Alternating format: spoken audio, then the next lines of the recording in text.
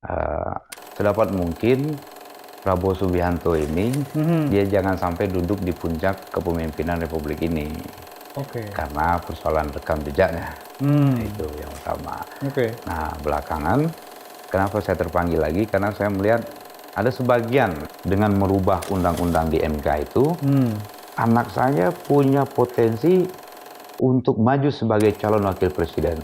Tetapi ini kan tidak etis dipandang publik. Secara publik ini tidak etis. Ini mengkhianati rasa keadilan rakyat, Bang. Kalau zaman itu kita mengkritik Soeharto saja, itu kan ada yang diculik. Artinya kalau dilihat untuk memotret perilaku politisi kira-kira nggak jauh beda ya? Nggak jauh beda. Nggak jauh beda. Ada yang rakus. Itu yang banyak. Iya. Bang, apa kurangnya Jokowi? Wali kota dari cuma. Jadi kalau pemirsa mau melihat contoh nafsu yang paling sempurna, hari ini adalah Jokowi. Oke.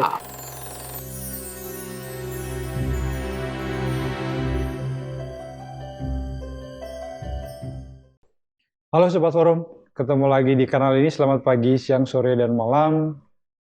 Mudah-mudahan kita semua dalam keadaan sehat dan waras tentu saja, karena situasi hari-hari ini membutuhkan kewarasan kita. Kita ketemu lagi di kanal Menolak Lupa, sebuah kanal yang didedikasikan untuk mengoleksi pengalaman, memori individu-individu yang luar biasa atas pengalamannya masa lampau. Mudah-mudahan ini menjadi pembelajaran untuk kita semua, untuk menatap hari ini dan tentu merespon masa depan. Dan hari ini saya kedatangan teman yang luar biasa.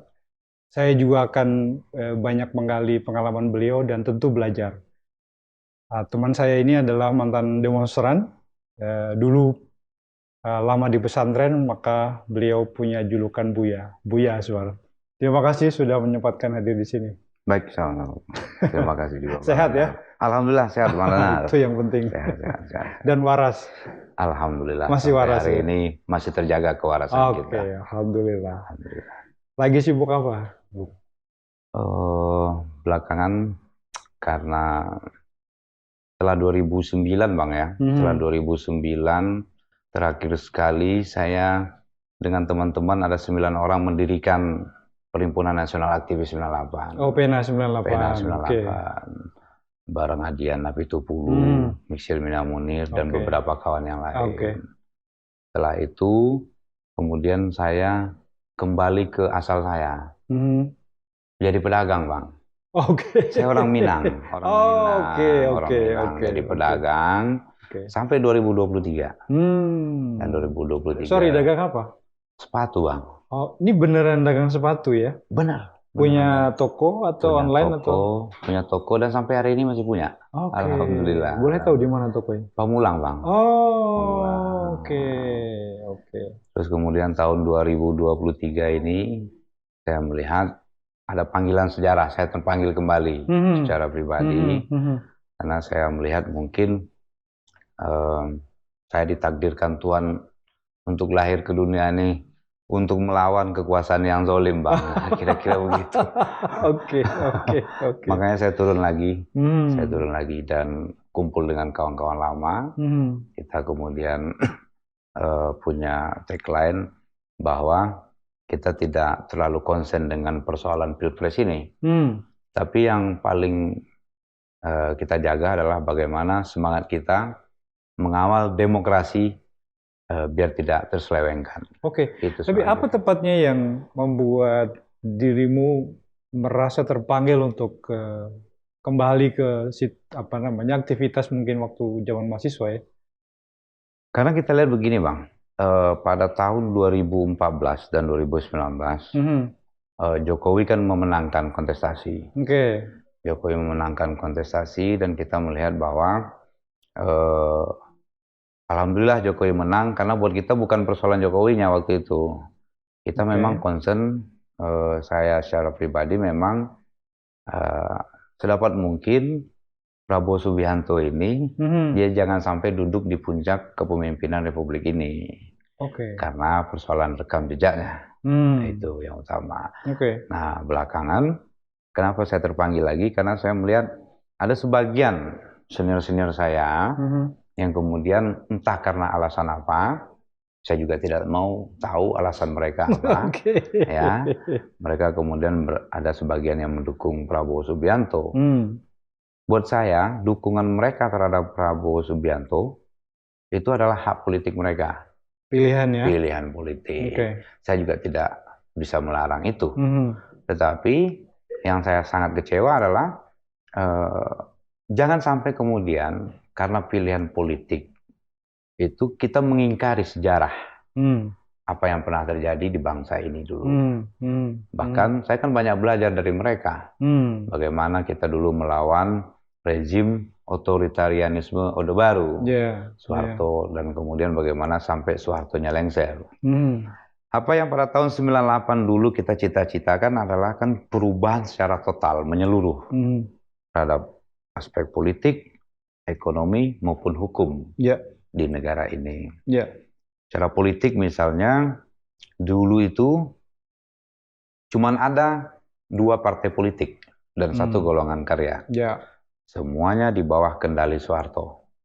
Artinya orang-orang yang di luar kemauan Soeharto, tidak mengikuti maunya Soeharto, Presiden Soeharto waktu itu. Dan kelompoknya akan dipinggirkan. Akan dipinggirkan. Dan itu kan tidak sehat. Apakah demokrasi itu ada pada zaman Soeharto? Ada. Tapi cuma secara prosedural. Ada pemilu. Ada pemilu. Tetapi apakah sudah substansial? Itu belum. Makanya kemudian terakhir saya tahun 2023 ini, saya juga melihat Jokowi sudah keluar dari arah itu. Belakangan saya melihat itu, nah nurani saya sebagai demonstran terpanggil untuk itu. Bahwa dulu ya saya mendukung Jokowi. Karena saya lihat ini orang baik. Orang baik. Tetapi orang baik kan ada saja kemungkinannya berubah. Tidak. Makanya kita tidak pernah mengkultuskan sosok individu Jokowinya. Tapi gagasannya. Gagasan tentang nawacitanya. Tentang bagaimana apa yang kita perjuangkan 98 dulu terpersonifikasi dengan sosok Jokowi. Dan lawannya kebetulan waktu itu memang orang yang sama-sama juga kita lawan waktu 98 dulu, yaitu Prabowo Subianto, menantunya Soeharto, dan orang yang pernah diberhentikan secara tidak hormat dari Dinas Ketentaraan melalui Dewan Kehormatan Perwira. Nah itu kira-kira begitu, Bang. Nah kalau dilihat dari cita-cita reformasi, PR yang masih besar sekarang itu menurut Buya apa? Cita-cita reformasi sebagian besar memang sudah terwujud, sebagian, tapi masih ada hal-hal yang belum terwujud. Nah, misalnya tentang kebebasan berbicara. Bukannya sekarang orang bebas bicara? Iya, itu yang sudah terwujud. Orang sudah bebas berbicara, sudah bebas mengkritik. Sekalipun belakangan akhirnya, belakangan ini sudah mulai juga ada arah-arah ke pembungkaman ke arah situ, tetapi berbeda cara. Tidak dipresur secara terang-terangan, tetapi melalui tangan kekuasaan. Entah dan berbentuk medianya digital. Medianya digital. Bisa jadi orang yang mengkritik kekuasaan hari ini kemudian dibully. Itu dialami oleh beberapa kawan-kawan. Dibunuh karakternya. Karakter assassination, karakternya dibunuh. Dan kemudian apa yang belum tercapai dari cita-cita reformasi hari ini, kita kan yang kita inginkan dengan kekayaan alam Indonesia sebesar ini, Bang. Seharusnya kan tidak ada lagi orang miskin di Indonesia ini. Iya, betul. Kita punya hutan yang luas, kita punya tanah yang bisa dijadikan sawah yang luas, tetapi kok kita masih impor beras? Itu kan persoalan. Karena apa ini? Ini mental pejabat. Mental pejabat yang cuma pengen dapat fee, mau enaknya aja. Oh, jadi rente ya? Rente, pemburu rente.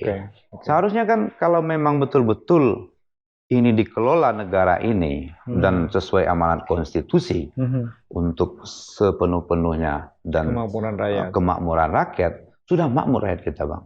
Sudah makmur. Apa yang kita tidak punya? Gas punya, minyak punya, apalagi lautan punya, Semua jenis tambang sumber, kita punya. semua tambang kita punya, semuanya kita punya. Cuma satu yang kita tidak punya, pejabat Indonesia belum punya niat baik untuk betul-betul bekerja demi kepentingan bangsa dan negara ini. Sesuai mandat konstitusi. Sesuai mandat. Hari ini Bang, yang banyak itu adalah politisi. Kita miskin negarawan hari ini, yang berpikir beyond, melampaui kepentingan pribadinya, atau kepentingan partainya, atau kepentingan partai dan kelompoknya. Bahkan Jokowi kita lihat akhir-akhir ini begitu. Seharusnya Jokowi kan tahu betul, ini kan tidak etis. Saya masih menjabat sebagai presiden. Sekalipun misalnya dengan merubah undang-undang di MK itu, anak saya punya potensi untuk maju sebagai calon wakil presiden. Tetapi ini kan tidak etis dipandang publik. Secara publik ini tidak etis. Ini mengkhianati rasa keadilan rakyat, Bang. Harusnya Jokowi kalau dia berpikir sebagai negarawan dan memposisikan dia sebagai dirinya sebagai negarawan, dia akan larang tuh. Tapi apa yang terjadi? Dia tidak larang. Dia tidak larang anaknya. Nah, itu yang dirimu tadi sebut orang berubah ya karena kekuasaan. Kan begini Bang, saya lupa siapa sih tokohnya, Abraham Lincoln apa siapa itu yang saya lupa. Tapi kan kalau Anda mau melihat karakter seseorang itu, berikan dia kekuasaan. Ya mungkin hari akan ini nampak sesungguhnya karakternya. Awal-awal mungkin dia baik, tapi kemudian apa yang terjadi dengan dia, dengan bujuk rayu Prabowo ya dan timnya, dibujuk dia dengan segala macam, dan dia mau jadi entitas. Akhirnya Jokowi kemudian berakhir berhasil dipisahkan dari PDI Perjuangan. Itu yang terjadi hari ini. Sip. Stop dulu situ. Kita kembali setelah segmen berikut ini.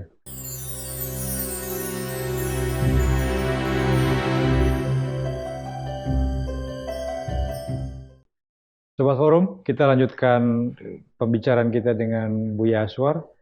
Nah, Buya, kalau kita mau menggali memori ya, dulu kan lama di pesantren nih. Ya, Bang. Terus bisa masuk dalam gerakan mahasiswa ini gimana ceritanya? Jadi saya di pesantren itu alhamdulillah dulu di Aceh, di Langsa Bang.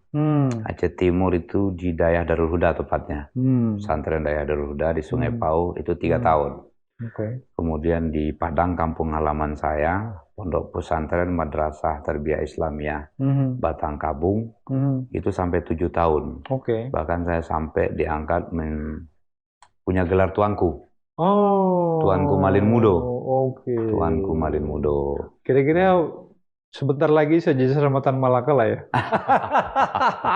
Ya. Jauh Bang. Jauh. Malaka jauh.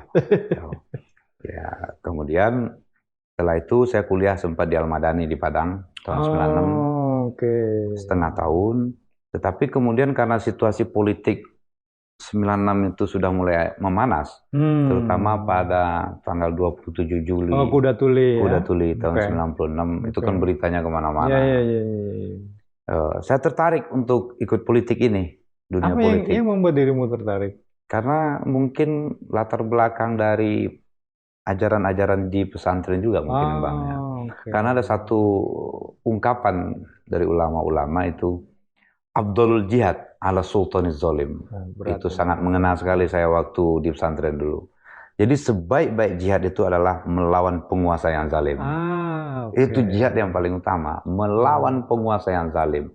Nah, waktu tahun 96 itu kita melihat kan Presiden Soeharto ini sangat zalim sekali. Orang tidak bisa berbicara sesuai dengan apa yang dipikirkannya dan diyakininya. Kalau berbicara di depan umum itu harus sesuai dengan kemauan penguasa. Penguasanya maunya A, kita harus bicara A. Sekalipun itu bertentangan dengan hati nurani. Itu yang dialami beberapa pesantren-pesantren, kiai-kiai, buya-buya di pesantren waktu itu. Dan mereka cuma hanya bisa mengajarkan kepada santri-santrinya salah satu kaidah tadi. Abdul jihad ala sultan zalim. Sebaik-baik jihad adalah penguasa yang zalim. Keren itu, keren. Penguasa yang zalim. Nah itu kemudian yang membangkitkan semangat saya. Oh, untuk kemudian pindah ke Jakarta. Jakarta, Karena saya lihat pusatnya ini di Jakarta. Aktivitas semuanya pusatnya di Jakarta. Saya sempat dilarang orang tua dulu. Nanti kalau kau ke Jakarta, bagaimana nanti di Jakarta? Bagaimana dengan pembiayaan dan lain sebagainya. Nggak punya saudara ya di Jakarta ya? Ada. Oh ada. Ada. Tapi kan tetap saja orang tua punya kekhawatiran. Saya yakinkan diri saya dan orang tua. Saya bilang, Mak, saya kan panggil Mak. Iya. Saya bilang ke Mak saya, Mak, Allah itu tidak sia-sia. Saya katakan, Ma min dabatin ilal fil ar illa 'alallahi rizquha.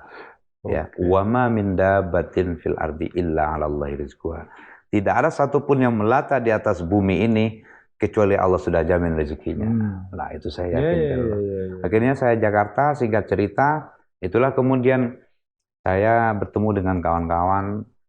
Kemudian waktu itu masuknya ke IAIN ya, IAIN sekarang UIN ya. IAIN Syarif Hidayatullah Jakarta. Dan memang sejak awal pengen milih pindah ke IAIN atau sebetulnya waktu itu ada pilihan? Karena memang basic ya Bang. Oh, biar dia sejalan ya dengan apa yang sudah dipelajari sebelumnya ya. Betul, basic. Tetapi pilihan saya waktu itu memang akidah filsafat. Akidah filsafat. Karena saya sangat tertarik bagaimana mendalami sisi akidah dan bagaimana filosofi. Ini berarti Usuluddin ya? Usuluddin. Oke. Usuluddin. Kebayang. Oke. Usuluddin. Oke, akhirnya pindah ke UIN ya, IAIN waktu itu. Pindah ke IAIN dan disitulah bergumul dengan kawan-kawan berdiskusi tentang persoalan bangsa, persoalan negara. Jiwa-jiwa pemberontakan mulai diajarkan di sana. Ya inilah ya, ketemu sama komunitas yang pas ya. Komunitas yang pas, semesta merestui. Mestakung, semesta mendukung kalau bahasa sekarang. Betul. Ketemu juga Bang Ray Rangkuti di sana. Bang Ray Rangkuti. Ya, beliaulah juga kemudian yang jadi inspirator buat saya. Termasuk berpeci sekarang ini? Berpeci ini dari dulu Bang. Oh dari dulu. Ya. Dulu lihat dirimu ketimbang Ray ya malah. Waktu di pondok pesantren udah berpeci. Oh iya betul. Udah sebagai orang gitu. pesantren ya. Iya udah berpeci. Berarti pindah ke IAIN, berarti sempat gabung ke Farmaci dulu. Iya Bang. Awal-awal saya kebetulan senior saya ada Afriyadi namanya. Sekarang di Golkar. Di Golkar dan PBAC Hasan Sajili. Itu kemudian ngajak saya untuk kumpul di Farmaci dan berdiskusi di sana. Di sana kita bahas macam-macam, ada bahas tokoh-tokoh macam-macam, mulai dari Karl Marx, Max Weber, Emil Durkheim, semuanya kita bahas. Francis Fukuyama, Michael Foucault. Kalau bagian aku Usuluddin saya nggak kaget lah. Semua tokoh-tokoh itu, Immanuel Kant. Nah, salah satu kenapa saya misalnya tidak setuju sama sekali dengan Prabowo Subianto ini. Karena Immanuel Kant itu, filosof Immanuel Kant itu mengatakan salah satu prinsip universal memilih pemimpin, yang pertama sekali yang dilihat itu adalah rekam jejaknya. Ya, moralitas ya. Rekam jejaknya. Dia pernah melakukan apa? Berdarah-darahkah tangannya dulu? Karena ada lagi satu kaidah usul fikih lagi Bang. Ad-doror la yuzal. Jadi kalau ada potensi keburukan, itu lebih baik kita cegah. Preventif ya? Preventif. Darul mafasid muqaddam ala jalbil masalih. Jadi mencegah keburukan itu lebih baik daripada mengambil manfaat. Jadi karena saya secara pribadi melihat rekam jejak Prabowo Subianto ini sangat buruk, maka langkah saya yang pertama sekali adalah mencegah dia dengan segala daya upaya yang saya miliki agar dia tidak duduk di kursi kepresidenan. Itu kira-kira Bang. Nah, tapi kalau kita flashback lagi sedikit ya, apa sih yang pengalaman yang paling mungkin menarik, menegangkan, yang selama dirimu gabung di komunitas aktivis gerakan tuh apa? Kalau dulu Bang, tahun 97 itu Bang, itu kan di mana era Soeharto sangat kuat-kuatnya. Iya, Sangat iya, kuat-kuat. iya. Kita itu diskusi di kampus-kampus dulu, sangat mencekam suasana. Hmm, Mungkin generasi milenial dan generasi Z hari ini tidak bisa tidak membayangkan. bisa membayangkannya. Oke. Karena situasi hari ini kan sudah sangat terbuka. Iya. Orang bebas berbicara. Hmm, Kalau zaman itu, kita mengkritik Soeharto saja. Itu kan ada yang diculik. ya, Ada yang hilang, ada yang betul, diculik. betul. Atau diberlakukan rumus 5B, Bang. Hmm. Yang pertama itu akan dilakukan dulu, bujuk dulu. Oke. Ini rumus saya baru dengar nih. Baru 5B dengar. ya. Nah, 5B. Oke. 5B, Bujuk. Bang. Oke, B yang pertama bujuk. Bujuk dulu. Oke. Sebagian ada yang terbujuk. Oke. Mahasiswa-mahasiswa yang kritis dibujuk. Artinya bujuknya ini dengan berbagai cara ya? Berbagai cara, ada yang dikasih beasiswa. Kemudian kalau ada yang dikasih beasiswa, ada yang dikasih uang saku. Dengan segala macam. Agar tidak kritis terhadap kekuasaan. Oke. B yang kedua? Bujuk buru. Oh, kalau nggak bisa dibujuk, buru. Diburu. Oke. Diburu dikejar. Oke. Kalau misalnya ketemu nggak bisa juga, sudah diburu, dia masih tetap melawan. Lakukan rumus B yang ketiga. Apa itu? Bujuk, buru, buih. Oh, dibui. Dibuang dulu Bang, dibuang. Oh, buang. Buang. Dieliminir. Oke. Eliminir. Baru yang keempat. Kalau nggak bisa juga masih ngelawan juga. Buih. Oke. Kalau nggak bisa juga masih melawan juga terhadap kekuasaan.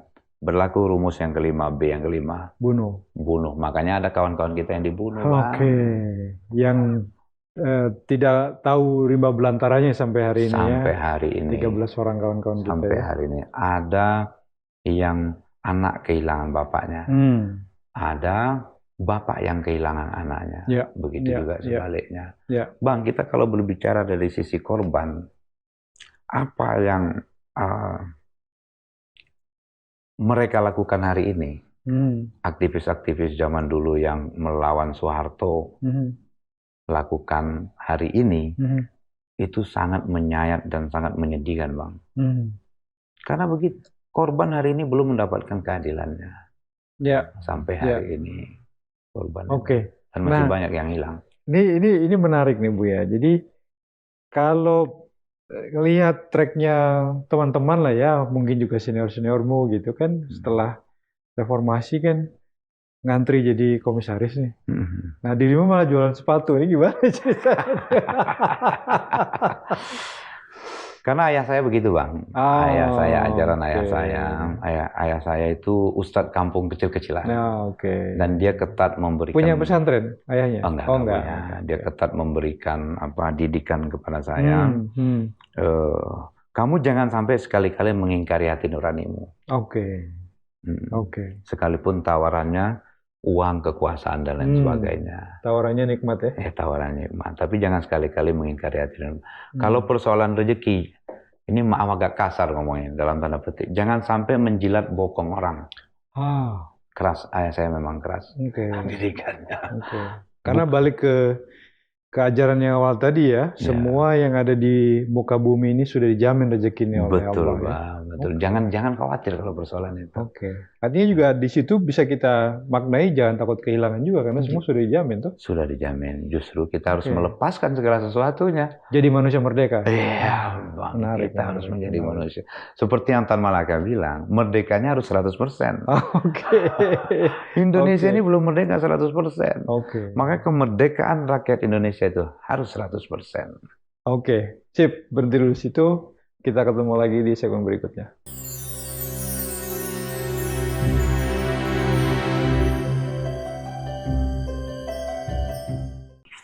Sobat Forum, kita lanjutkan pembicaraan dengan Bu Yaswar. Nah, ini tadi balik bicara soal selepas aktivis mahasiswa, dagang sepatu, tadi karena ayah ya, yang memang mengajarkan bahwa jadilah manusia merdeka, rezeki dimanapun bisa didapatkan, semua sudah dijamin gitu ya. Tapi pilihannya kenapa sepatu, Win? Oh, banyak dagangan sebelumnya, Bang. Oh, sudah mencoba Oh berbagai. ya, sudah Oke. mencoba berbagai dagangan. Saya pernah dagang stiker, dagang buah Oh, pernah, oke. semua. Kemudian dagang celana pernah, dagang Ah, jilbab pernah. oke. Tetapi Menarik, menarik. kalau dalam dunia usaha itu kadang-kadang ada yang bilang cocoknya itu di sepatu, rezekinya. Setelah mencoba berbagai Ada rezeki lebih jenis, dari situ. oke. Buka rumah makan Padang pun pernah. Sudah pernah, Oke, sudah oke, pernah. oke. Akhirnya saya buka sepatu, dagang sepatu itu dari tahun 2010 sampai Hmm. 2020, alhamdulillah sudah punya 3 toko. Mhm. Kemudian ada COVID. Ya, pukulan bagi semua. Pukulan buat dunia usaha waktu itu, Ya, termasuk ya. saya. Ya. Termasuk saya. Tapi saya tidak berkecil hati. Oke, apa yang terjadi setelah COVID?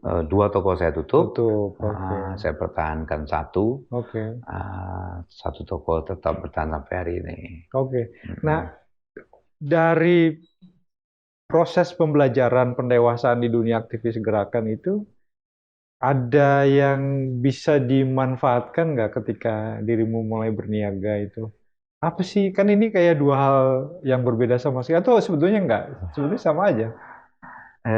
Bukan berbeda sih berbeda. Kemudian yang pelajaran yang paling saya dapatkan adalah bahwa di dunia aktivis kita kan diajarkan nilai-nilai kritis. Bagaimana kemudian kita bicara tentang melawan ketidakadilan, melawan kezoliman, melawan kesewenang-wenangan yang dilakukan oleh kekuasaan. Tetapi kalau dalam dunia usaha, apa yang saya banyak pelajari di situ adalah bagaimana melihat orang. Yang melihat orang konsumen, ada yang tipenya A, B, C, D, tetapi memang tidak untuk skalanya nasional. Memang levelnya sangat kecil. Perilaku konsumen ya. Perilaku konsumen. Jadi begitulah perilaku konsumen. Itu saya banyak belajar di situ. Ternyata itulah gambaran nafsu-nafsu. Nafsu-nafsu. Jadi ada yang nawarnya terlalu keterlaluan. Ada yang muda. Ya, kan Sesi Jenar sendiri kan juga mempelajari watak manusia itu kan dari berdagang juga. Dari berdagang. Dari dagang itu kita bisa lihat tipe-tipe nafsu manusia. Artinya kalau dilihat untuk memotret perilaku politisi kira-kira nggak jauh beda ya? Nggak jauh beda. Nggak jauh beda. Ada yang rakus. Itu yang banyak. Iya. Bang, apa kurangnya Jokowi? Wali kota dari cuma tukang mebel diangkat jadi wali kota oleh PDI Perjuangan. Wali kota, lalu jadi gubernur, jadi presiden.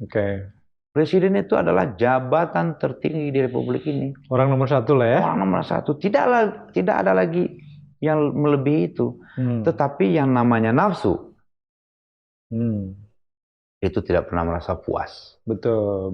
Jadi kalau pemirsa mau melihat contoh nafsu yang paling sempurna, hari ini adalah Jokowi. Saya tidak pernah puas. Iya. Saya jadi ingat kata-kata Gandhi. Gandhi pernah bilang seisi bumi ini sesungguhnya cukup untuk memberi makan manusia. Tapi tidak pernah cukup memberi makan satu orang serakah. Betul, karena selalu merasa kurang. Dan yang paling dikhawatirkan Jokowi adalah post war syndrome. Setelah penyakit elit politik, pejabat-pejabat publik ini yang paling dikhawatirkan adalah itu penyakit post power syndrome. Setelah dia tidak berkuasa, dia berpikir itu. Itu yang pengen saya tanya juga, kan aktivis itu karena bertarung melawan kekuasaan, apalagi berhasil menjatuhkan rejim baru kan, katakanlah begitu. Nah, dirimu kemudian tiba-tiba banting setir ke berniaga dan harus melayani konsumen gitu, ada tantangan psikologis nggak sih? Ada Bang. Tapi kan tuntutan udah punya istri soalnya. Tapi gimana cara dirimu menepis ego aktivis itu? Kan saya ini selain aktivis juga basicnya kan di pesantren, Bang. Itu yang memang ini Iya, ya, membantu ya. iya, sangat Oke, membantu. oke. Karena di pesantren itu kita diajarkan salah satu itu adalah takwa. Ya, Ta-nya itu adalah tawadu, ko-nya itu adalah qanaah. oke. Qanaah itu artinya menerima Oke, segala sesuatu apapun yang telah ditakdirkan Tuhan. oke. Kalau Ki Suryo Mentaram, Ki Ageng Surya Mentaram. Ki Ageng Suryo Mentaram Oke, itu bilang rumus hidup ini kalau mau kamu senang, oke, kamu bahagia, Oke. ada 4. oke. Ki Ageng Suryo Mentaram. Oke, ini lucu nih. Orang Padang bacanya Ki Ageng Surya Mentaram. Iya. Ki Ageng Suryo Mentaram. Apa rumus Ki Ageng Suryo Mentaram? Oke. Biar kamu hidup itu nyaman, tentram, damai. Yang pertama adalah saiki. Sekarang. Oke. Yang keduanya apa? Neng kene. Di sini. Di sini. Oke. Yang ketiga, ngene. Kayak seperti ini. Ya. Yang keempatnya, saiki, neng kene, ngene, aku gelem. Oke. 4 itu Ki Ageng Suryo Mentaram. Artinya itu juga bisa ditafsirkan memang balik ke yang kita diskusikan tadi ya, melepaskan segala kemelekatan gitu ya. Betul, segala kemelekatan terhadap urusan duniawi ini. Kita udah Ini levelnya lain lagi. Bicaranya nanti lain lagi. Ini persoalan spiritualitas ini. Kita udah kayak dua orang tua ngobrol nih. Nah, tapi kalau balik ke aktivitasmu sebagai demonstran, pernah punya pengalaman ditangkap nggak waktu itu? Alhamdulillah pernah. Oke, kapan itu? Dipukuli pernah, ditangkap pernah, berdarah-darah pernah. Oke. Itu tahun 97, 98 itu kan demonstrasi kita itu besar-besaran dan hampir rata-rata kalau forum kota, forkot itu demo itu chaos, Bang. Ya. Selalu chaos. Bahkan dirimu gabung di forkot. Forkot. Oke. Alhamdulillah saya tergabung di forkot. Oke. Organisasi mahasiswa yang dituduh oleh Habibie waktu itu bukan Habibie, pemerintahan waktu itu zaman Soeharto, organisasi paling kiri. Dianggap paling kiri dan dituduh kita komunis. Iya. Masa alumni pesantren begini dituduh komunis? Gitu. Dan kita banyak dididik di forum kota itu tentang militansi. Militansi dan semangat juang kita. Semangat juang. Jadi waktu di forkot itu dulu, jadi pengalaman kan waktu itu kita demo pasca Soeharto jatuh ya, Bang ya. Pasca Soeharto jatuh kan masih sering demo-demo. Oh ini ya, wah Semanggi 1, Semanggi 2 ya? Semanggi 2. Itu pengalaman saya yang paling unik itu ketika demonstrasi di Cendana.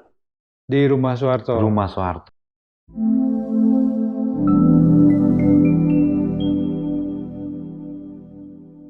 Adili Soeharto dan kroni-kroninya. Dikejar-kejar, akhirnya saya lari, kenceng lari saya. Dan itulah luar biasanya, Bang. Pagar tinggi saya bisa lompati. Oke. Alhamdulillah saya masuk ke rumah, waktu itu rumah dokter. Dan saya tidak sendiri, ada sekitar 20-an teman-teman waktu itu di dalam. Daerah Menteng berarti ya? Daerah Menteng. Tapi alhamdulillah dokternya baik. Baik, ada yang berdarah-darah langsung diobati semua dokternya. Ada yang luka diobati. Bahkan dokternya nanya, kalian udah pada makan belum? Spontan menjawab semua belum, Pak Dokter. Akhirnya kemudian dokternya suruh masak itu asisten rumah tangganya. Dia suruh masak, kami makan rame-rame. Terima kasih Pak Dokter atas bantuan. Masih ingat namanya? Namanya saya tidak tahu. Sampai hari ini saya tidak tahu. Iya, habis makan terus bubar. Langsung pulang. Langsung pulang. Kalau ditangkap di mana? Oh, ditangkap saya kebetulan tahun 2004 malah. Oh, malah setelah reformasi ya? Iya, ketika itu kita demo menolak pemilu tahun 2004. Kita masih menganggap waktu itu jalan terbaik untuk menyelesaikan persoalan bangsa belum melalui pemilu. Pemilu memang kita anggap sebagai sebuah mekanisme demokratis. Tetapi saat itu karena tuntutan kita belum dipenuhi, Bang. Tuntutan kita kan salah satunya adalah cleansing rezim. Bukan cuma Soeharto saja, tapi semua orang-orang yang mendukung Soeharto dan kerabat kolega-koleganya, kroni-kroninya, Bersih. itu harus dibersihkan dari Indonesia ini. Kenapa kita berpikir begitu waktu itu? Kalau ini tidak dibersihkan, lambat laun Indonesia akan kembali dibawa ke zaman Orde Baru. Dan itu yang terjadi hari ini. Oke. Hari ini itu yang terjadi. Ditangkap di Polda waktu itu? Di sini Bang, di dekat Taman Suropati. Oh, tapi dibawa ke Polda? Enggak, dibawa ke Polres Jakarta Pusat. Oh, oke. Bawa ke Polres Jakarta. Berapa lama? Enggak lama. Cuma 1 hari. Habis itu dilepas? Dilepas. Oke. Karena tipiring aja dia. Tipiring aja. Oke. Karena memang kita waktu itu tidak melapor. Kita demonstrasi kan setelah Undang-Undang Nomor 9 tahun 98 kalau nggak salah itu ya. Itu kan diwajibkan untuk pemberitahuan. Iya, meminta izin ya? Bukan minta izin, cuma pemberitahuan. Okay. Tapi kita tidak memberitahukan. Memang kita anak-anak nakal memang. Itu kemudian tuduhannya melanggar undang-undang. Melanggar undang-undang. Kategorinya tipiring ya? Tipiring. Oh, tindak pidana ringan. Okay. Tapi ada yang hal unik waktu saya ditangkap itu. Meja polisinya sampai pecah, Bang. Karena? Karena dia interogasi saya. Tapi saya jawabnya dengan bukan bercanda. Saya nyeleneh jawabnya. Kan pertanyaannya begini, nama, saya sebutin Azwar Furgodiama, agama, Islam. Terus dia tanya, kamu sehat rohani, jasmani dan rohani? Jawaban saya, jasmani saya sehat. Kalau rohani, Bapak tidak usah tahu. Itu hanya urusan saya dan Tuhan saya. Mulai marah ya? Mulai emosi dia, Bang. Okay. Mulai emosi. Dan akhirnya dia gebrak meja dan pecah itu meja. Mejanya meja kaca. Karena setiap ditanya diulang lagi pertanyaan, jawaban saya seperti itu terus. Pokoknya kalau ditanya begitu lagi, jawabnya begitu lagi? Saya jawabnya begitu terus. Akhirnya dia ngobrol dengan pengacara saya. Kemudian ada pengacara kita waktu itu adalah tim Takwa. Tim Takwa itu tim advokasi gerakan mahasiswa. Ada beberapa abang-abang senior kita dari PBHI dan lain-lainnya. Tapi dirimu itu sudah post student atau masih status mahasiswa? Mahasiswa, Bang. Masih ya? Masih mahasiswa, Bang. Berapa lama di kampus? MA mahasiswa abadi, Bang. Itu kayaknya di rata-rata aktivis mahasiswa gitu deh. 8 tahun, Bang. Saya pun akhirnya tamat karena diminta oleh Pak Dekan. Kebetulan dekan saya itu orang kampung saya orang Padang, Sumatera Barat, namanya Pak Dr. Amsal Baktiar. Dia minta ke saya, langsung nanya ke saya, Azwar, kamu mau meluluskan kuliah atau tidak? Kalau kamu mau meluluskan kuliah, silahkan. Saya kasih dispensasi kamu setengah semester lagi. Akhirnya saya luluskan kuliah. Alhamdulillah, akhirnya lulus juga. Alhamdulillah. Sobat Forum, kita break sejenak, kita lanjutkan di segmen berikutnya.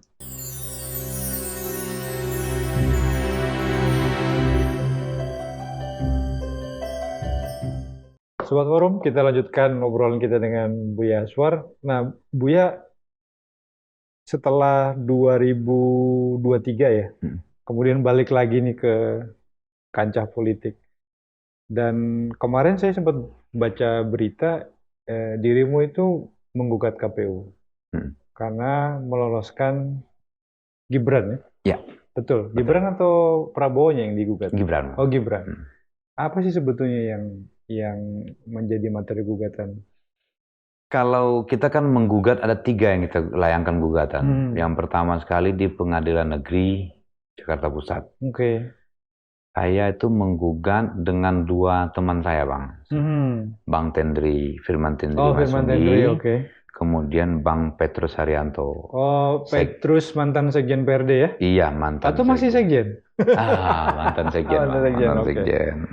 Kami bertiga, kemudian alhamdulillah kami dikawal oleh pengacara handal, Bang Patra MZen, mantan ketua YLBHI ya. YLBHI, mantan ketua YLBHI. Dan semangat beliau, kita bertiga dan semangat beliau Bang Patra ini untuk mengawal demokrasi di Indonesia ini agar tetap berjalan pada relnya sangat luar biasa. Kenapa kita menggugat? Jadi kita 3 gugatan, Pengadilan Negeri Jakarta Pusat. Yang kita gugat di situ adalah Jokowi secara pribadi, Anwar Usman dan Pratikno serta KPU. Oke. Kemudian di DKPP, Dewan Kehormatan Penyelenggara Pemilu, kita meminta agar semua komisioner KPU dipecat Oke. karena melanggar kode etik. Oke, langsung pecat ya, bukan diperiksa dulu ya. Iya, Langsung kita pecat minta ya. pecat. Kenapa dipecat? Karena begini, logika kita adalah Gibran itu keputusan MK itu dikeluarkan pada tanggal 16 Oktober. Oke. 16 Oktober Oke. keputusan MK itu dikeluarkan. Kemudian Gibran itu mendaftar tanggal 25 Oktober. Oke. Sewaktu Gibran mendaftar di KPU, PKPU-nya itu belum dirubah. Masih memakai PKPU yang lama. Oke, sebelum keputusan MK. Iya, PKPU-nya masih memakai PKPU yang itu. Seharusnya begitu Gibran mendaftar, karena PKPU-nya belum dirubah, dia tidak lolos administrasi. Kan Gibran mendaftar. Sementara di PKPU yang lama itu, syarat usia Capres dan Cawapres itu minimal adalah 40 tahun. Dan itu belum dirubah. Baru dirubah itu tanggal 3 November. Tetapi KPU entah karena alasan apa menerima pendaftaran Gibrannya. Itu yang kita gugat. Ini KPU sudah tidak benar. Sudah tidak fair. Harusnya ditolak. Ini berkas administrasimu belum sempurna, ini belum komplit, dan kamu tidak memenuhi syarat ini. Harusnya dia ditolak. Nah, itu yang kita gugat di DKPP. Dan diterima di DKPP dan sudah disidangkan hari Jumat kemarin. Sidang pertamanya di DKPP. Dan berikutnya, sidang berikutnya kita tunggu. Oke, nah kalau gugatan untuk Pak Pratik apa? Pratikno ini kita anggap orang yang bertanggung jawab, orang dekatnya Jokowi. Orang yang bertanggung jawab kemudian mengatur A, B, C, D dan lain sebagainya. Jokowi secara pribadi, kenapa secara pribadi kita gugat? Karena seharusnya dia sebagai pribadi melarang anaknya untuk maju. Karena belum memenuhi syarat. Ya, bukan karena memenuhi syarat, Bang. Karena ini tidak etis. Oh, karena masih jadi presiden. Dia jadi presiden hari ini. Iya. Bang, salah satu yang kita tuntut pada tahun 98 dulu adalah pemerintahan yang bersih dari korupsi, kolusi, dan nepotisme. Ya. Dan nepotisme itu adalah yang hari ini, kalau pemirsa tidak tahu, yang hari ini dipraktekkan oleh Jokowi. Itu yang nepotisme sebenarnya. Apa yang dipraktekkan hari ini oleh Jokowi dengan mengakali Mahkamah Konstitusi, merubah pasalnya, menambah norma baru, sehingga memungkinkan meloloskan anaknya kemudian untuk mengikuti kontestasi ini, itulah wujud nepotisme yang sesungguhnya. Atau bahkan sebetulnya kan sebelumnya ya, ketika Gibran jadi wali kota barengan sama mantunya, ya kan? Kemudian sekarang tambah lagi si Kaisang jadi ketua partai. Itu lebih kelihatan lagi. Beda konteks, Bang. Oh, beda konteks. Kalau dulu Gibran menjadi wali kota Solo, itu tidak ada aturan yang dirubah. Oke, tapi kan posisinya tetap bapaknya presiden. Bapaknya presiden, nepotismenya kita anggap tipis-tipis. Ini udah nepotisme beneran nih. Oke, udah telanjang ya. Udah telanjang ini, udah telanjang. Terang-terangan. Kalau istilah orang Minang itu ada, Bang. Ibaratnya hari ini nih, ini sudah bersuluh kita dengan matahari. Suluhnya itu sudah matahari. Jadi sudah terang benderang ini, sudah sangat jelas. Tidak ada lagi alasan yang menutupi perilaku Jokowi hari ini. Jadi Jokowi ini kalau saya melihat, Bang ya, kalau ada kemauannya yang tidak sesuai dengan undang-undang, undang-undangnya yang dirubah, bukan kemauannya yang dimundurkan. Itu akhirnya kan beredar deret-deret jokes ya di media sosial ya. Ya. Jadi kalau Gibran lagi di jalan, Kehabisan bensin, pom bensinnya yang disuruh bensinnya yang suruh mendekat. Kalau terhalang ke lampu merahnya jadi hijau semua, dan seterusnya, kira-kira gitu ya. Betul Bang, ini betul-betul. Kita bukan anti anak muda. Ya, Justru founding father kita dulu, mulai dari Tan Malaka, Sultan Syahrir, Agus Salim, Muhammad Yamin, even Soekarno sendiri, Semaun, dan lain sebagainya lah. Semua orang muda. Semuanya anak muda. Tetapi anak muda yang seperti apa? Betul. Anak muda yang terbentuk karakternya dari hasil dia membaca buku, dari proses lah ya. Proses. Anak muda yang berproses. Kan ada juga Bang, kembali lagi nih pepatah Arab, memang susah kita alumni pesantren ini. Susah Bang, balik lagi. Nggak, saya jadi ingat Gus Dur kalau gini. Itu kan pepatahnya selalu Arab ya. Laisal fata mangkola, ya haza abi, walakinal fata mangkola haza ana. Bukanlah pemuda mereka yang berbicara, saya adalah anak Syanu. Tapi yang pemuda sesungguhnya adalah mereka yang berkata, inilah saya. Ini dadaku ya. Itu baru pemuda Bang. Seperti kata Soekarno, ini dadaku, mana dadamu? Bukan anak muda yang mengandalkan orang tuanya. Karena orang tuanya kemudian dia mendapatkan privilege, mendapatkan keistimewaan. Tidak begitu. Artinya itu satu agenda yang perlu dikoreksi. Ditambah lagi kemudian ada calon presiden yang punya catatan kelam ya. Ya Bang. Itu juga yang membuat dirimu menulis buku kan? Jiwa raga saya keluar Bang. Turun saya. Gak bisa dibiarkan negara ini seperti ini. Sekecil apapun peran saya juga tidak mengklaim saya besar ya Bang. Sekecil apapun saya harus tetap turun mencegah bagaimana orang ini tidak sampai menjadi pemimpin di negara sebesar Indonesia ini. Itu artinya sejalan dengan usul fikih yang dirimu sampaikan ya? Betul. Mencegah kemudaratan. Mencegah kemudaratan itu lebih diutamakan daripada mengambil kebaikan. Darul mafazid muqaddam alal jalbil masalih. Menarik. Nah, bagaimanapun Bang, bagaimanapun seharusnya jangankan dia untuk menjadi presiden, mencalonkan presiden saja seharusnya dengan rekam jejak dia seperti ini, dia harus malu sebenarnya Bang. Kita malu terhadap dunia. Bagaimana nanti kalau sampai Indonesia ini dipimpin oleh orang yang pernah punya jejak rekam masa lalu yang tidak baik. Belum lagi soal kesehatan ya? Belum lagi itu soal kesehatan Bang. Gitu, tidak usah bicara kesehatan. Semua orang tahu lah bagaimana kesehatan beliau. Tapi yang concern saya adalah bahwa persoalan hak asasi manusia itu, pelanggaran terhadap hak asasi manusia itu harus selesai. Agar bangsa ini menjadi bangsa yang tidak lagi tersandera dengan persoalan ini. Harus selesai persoalan ini. Betul. Kalau misalnya siapa pelakunya, siapa korbannya, semuanya harus dibereskan secara tuntas. Biar bangsa ini maju ke depan. Dan hak-hak korban juga terpenuhi.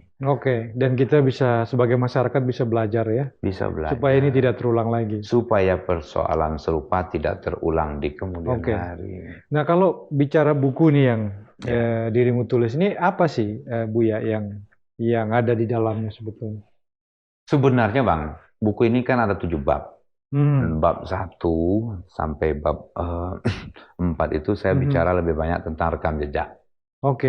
Mulai dari siapa Prabowo, bagaimana kemudian langkah-langkahnya dalam membuat tim mawar, sampai akhirnya kemudian dia diberhentikan dari militer melalui keputusan Dewan Kehormatan Perwira. Terus kemudian bagaimana keterlibatannya dan ada upaya-upaya dia melakukan kudeta terhadap Presiden Habibie. Dia dengan mengerahkan pasukan dari luar tanpa sepengetahuan atasannya, Wiranto. Artinya banyak sebenarnya berita-berita umum saja yang sudah beredar luas di masyarakat. Oke.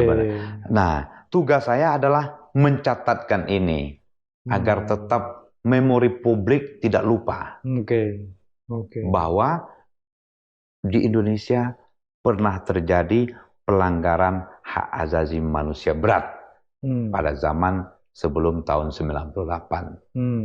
Saya mencatatkan ini di buku supaya publik tidak lupa. Karena bagaimanapun publik hari ini, mungkin kalau kita tanya ke masyarakat luas, ya Bang ya, tahu nggak sih Prabowo waktu itu pernah melakukan itu? Mungkin kebanyakan nggak tahu sudah Bang. Karena 25 tahun sudah ini. Peristiwa ini. Bukan karena memori kolektif kita memang pendek ya? Itu mungkin hal lain ya, hal lain. Oke. Tapi yang lebih penting memang kalau dalam bicara demokrasi ya Bang ya. Bicara demokrasi rasa-rasanya tidak etis dan tidak layak dan kita wajib malu sebagai rakyat kalau punya pemimpin, punya presiden yang punya catatan kelam masa lalu. Itu harus. Terlebih lagi dari apa yang sudah kita sama-sama lalui ya, iya, khususnya di gerakan mahasiswa ya. Betul Bang, apalagi ini persoalan kemanusiaan. Bahwa nyawa satu orang itu sangat berharga Bang. Nyawa satu orang. Ini tidak bisa. Pelanggaran hak asasi manusia itu tidak bisa disamakan dengan orang bunuh satu dengan yang lain. Tidak bisa kita samakan dengan kriminal biasa. Ini adalah pelanggaran terhadap kemanusiaan. Dan itu harus diusut tuntas. Tidak boleh ada impunitas di sini. Tidak boleh ada impunitas. Harus diusut tuntas. Baik secara yudisial maupun secara non-yudisial. Sekalipun saya secara pribadi tetap pesimis Bang. Tetap pesimis. Bahwa itu akan terjadi. Bahwa Prabowo Subianto ini akan diadili secara yudisial. Kenapa? Karena orang ini masih sangat powerful.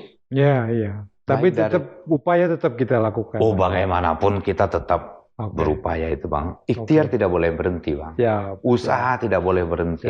Sekecil apapun usaha itu. Sebagai closing statement mungkin ada pesan-pesan buat terutama generasi sekarang yang mungkin tidak terlalu banyak tahu mungkin informasi-informasi yang teman-teman di generasi sebelumnya pahami ya soal gerakan mahasiswa khususnya sepak terjang Pak Prabowo. Belum terbang. Oh silakan. Saya hanya bukan berpesan, nggak berpesan juga sih. Saya hanya ingin mengajak kita semua untuk menjadi voter yang rasional. Pemilih yang rasional. Pemilih yang rasional itu bukanlah pemilih yang gampang dibodohi, gampang dimanipulasi dengan gimmick-gimmick. Sebagai pemilih yang rasional, kita harus melihat rekam jejak calon pemimpin kita. Bahwa memang dalam pemilu 2024 ini, kita bukanlah memilih malaikat. Yang bebas dari segala noda dan dosa masa lalunya. Ketiga-tiga calon presiden ini pasti punya noda dan pasti punya dosa. Tetapi kita harus melihat dosa dan noda mana di antara ketiga ini yang paling sedikit. Karena dalam prinsip demokrasi itu kan ada berlaku juga Bang minus malum. Bahwa kita bukanlah mencari orang yang sempurna untuk menjadi presiden, tetapi demokrasi pemilu itu adalah bagaimana memilih orang yang paling sedikit mudaratnya. Nah, mudah-mudahan generasi milenial dan generasi Z ya dapat berpikir rasional, dapat berpikir jernih, dan tidak hanya melihat gimmick-gimmick dengan joget-joget yang dipertontonkan. Ya. Gemoy. Karena ini bangsa sebesar Indonesia tidak bisa diselesaikan persoalannya hanya dengan joget-joget. Oke. Saya tidak anti joget. Iya, iya, iya. Saya iya. tidak anti joget. Iya, Saya iya. hobi berjoget. Oke. Tetapi ini persoalan bangsa yang serius. Ya. Dan Ya. tidak bisa pemimpin itu hanya sekedar berjoget-joget. Tetapi harus diselesaikan. Pemimpin harus mengeluarkan gagasannya yang bernas.